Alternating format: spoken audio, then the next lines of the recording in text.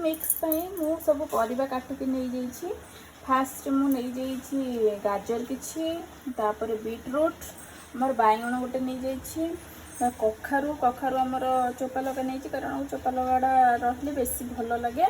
तापर किछि कदली नहीं, पोटल आलू तादे देसी आलू किछि, बीन्स आमर कांकण एठी अछि।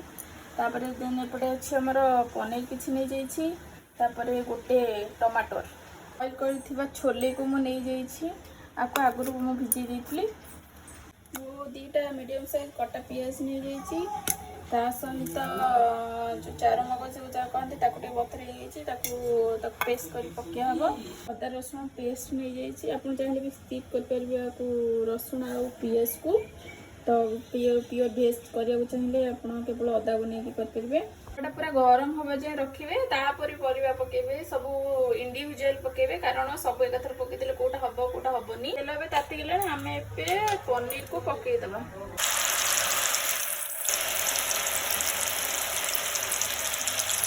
गाजर आलू सब पकईद कारण ये गुड़ा सब टाण जिनस टी अच्छी परिवा, तेणु आम आपको आग फ्राए करदे। गाजर बीट देसी आलू आलू सब हरिका होगला। गाजर बीट आ देसी आलू आपको आम एथरक काढ़ीदे। कखारू को आम पकईदे, कखारू कांकण को पकईदे। आम फास्ट सब परिवा को आम ब्राउन हवा जाए टी रखा, लाइट ब्राउन। बीन्स कदली पोटल को फ्राए करदे।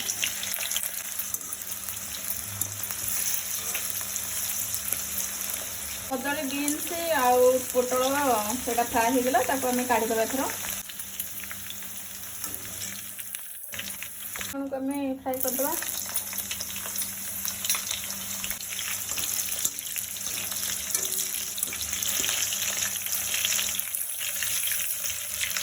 आउ गोटे कथा कहना चाहिए, आप चाहिए कैप्सिकम आउ कोबी भी नहीं पारे कारण कैप्सिकम आम कहीं पसंद करते खायापी। आ कोबी मो पाखे नाला, जहाँ परिवा था मुझे ही आड कर। तेल आम तातीगले आम से सुखिला मसला सब पकईदे, जमीक दीटा सुखिला लंका नहीं, फुटण तेजपत्र आपड़ चाहिए गोटा मसलार गुजराती लवंग एगुड़ा सब आड करेंगे। मुझेतु पियाज रसुण देकी करुच्ची तो मुझे एगुड़ा पकई पारि। जदि आप प्योर भेज करने चाहते तो आप जीरा लंका आउ सुखिला मसला जोड़ा से आड करेंगे। पियाज जो दीटा मीडियम साइज में काटी रखी से पकईदे। ब्राउन होती आम एथर काश्मीर चिली आड करवा। काश्मीर चिली आड कर कारण मुझे कारण कलरटा भल आसे। ये पियाज फ्राए टाइम जब काश्मीर चिली कि लंका गुंड आप पकईदे तो कलरटा ही भल आसो। आम मिर्ची जो पकईबे कारण आपते राग खाती पकईबे से अनुसार आम कम राग खाते तो कम नहीं, तो आपन चाहिए अधिक नहीं आड करेंगे।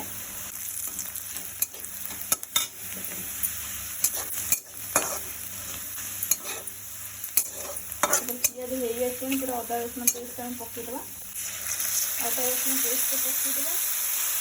टमाटर आम पकईदे। मुझे गोटे बड़ साइज टमाटर भलसे गोलईदे टे। आम लुण नवा जी आवश्यकता आप जी लुण खाती से आप लुण नहीं पारे। तापर हलदी आम पकईदे।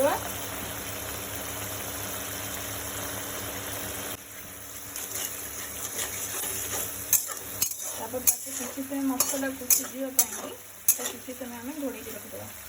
घोड़े हेले से सिझ मसला। आम जीरा पाउडर पकईदे। पाउडर पकईदे। आप चाहिए करी मसला भी ऐड करेंगे। आम भी करी मसला पकईदे। मसला आम पकईदे पकईकी आउ थे आम टे ढाकुणी देकी सिझापी छाड़दे।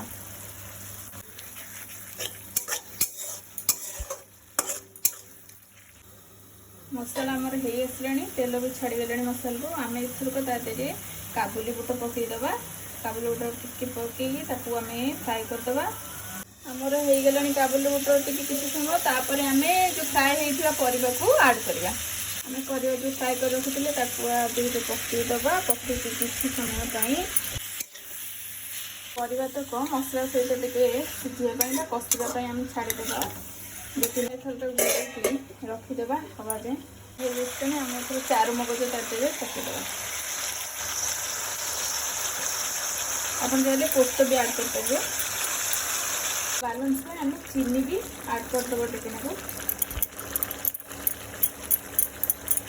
କରିଥିବା ପନିରକୁ ତା ଦେହରେ ଆମେ ପକାଇଦେବା। ଆମେ ଭଲସେ ଗୋଳେଇଦେବା। ଆମେ ତା ଦେହରେ ଟିକେ କସ୍ତୁରୀ ମେଥି ପକାଇଦେବା ହାତରେ ଗୁଣ୍ଡ କରିକି। ଆପଣ ଚାହିଁଲେ ମସଲା ହେବା ଟାଇମ୍ରେ ଯେତେବେଳେ ଆପଣ କଷୁଥିବେ ସେତେବେଳେ ବି ଆଡ଼୍ କରିପାରିବେ। ହେଇଗଲା ତ ଆମେ ଗରମ ମସଲା ଆଡ଼୍ କରିଦେବା। ଧନିଆକୁ ଆମେ ପକାଇଦେବା ତା ଦେହରେ, ଧନିଆ ପତ୍ରକୁ ଲାଷ୍ଟକୁ ହେଇଗଲା। ତାପରେ ଆମେ ଟିକେ ଗୋଳେଇକି ତାକୁ ବନ୍ଦ କରି ଘୋଡ଼େଇଦେବା। ହେଇଗଲା, ଆମେ ଏଥରକ ବାଢ଼ିବା, ଖାଇବା କେମିତି ହେଇଛି ଦେଖିବା। ଆମର ଗରମ ଗରମ ରେଡ଼ି ଭେଜ୍ ମିକ୍ସ। ଆପଣ ବି କରନ୍ତୁ, ଖାଆନ୍ତୁ। ଆଉ କେମିତି ଲାଗିଲା ମୋତେ କମେଣ୍ଟ କରିବାକୁ ବିଲକୁଲ ବି ଭୁଲିବେନି। ନିହାତି ମୋତେ କମେଣ୍ଟ କରି ଜଣାଇବେ।